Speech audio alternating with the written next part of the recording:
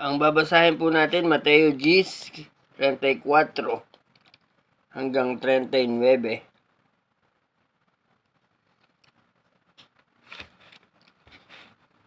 Hindi kapayapaan kundi tabak.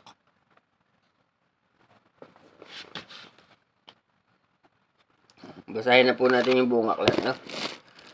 Huwag ninyong isiping naparito ako upang magdala ng kapayapaan sa lupa. Naparito ako upang magdala ng tabak, hindi kapayapaan. Naparito ako upang paglabanin ng mga anak na lalaki at ang kanyang ama, ang anak na babae at ang kanyang ina, at ang magulang na babae at ang kanyang biyanang babae, at ang magiging kaaway ng isang tao ay kanya ring mismong kasambahay.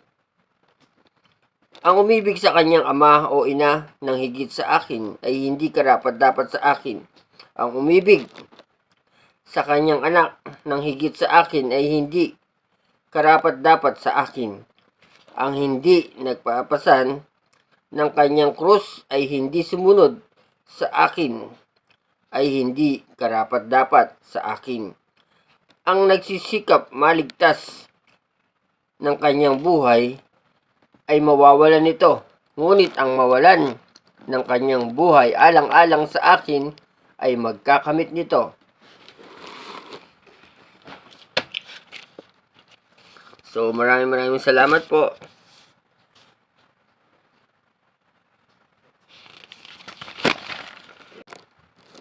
Mateo 10:34 hanggang 39.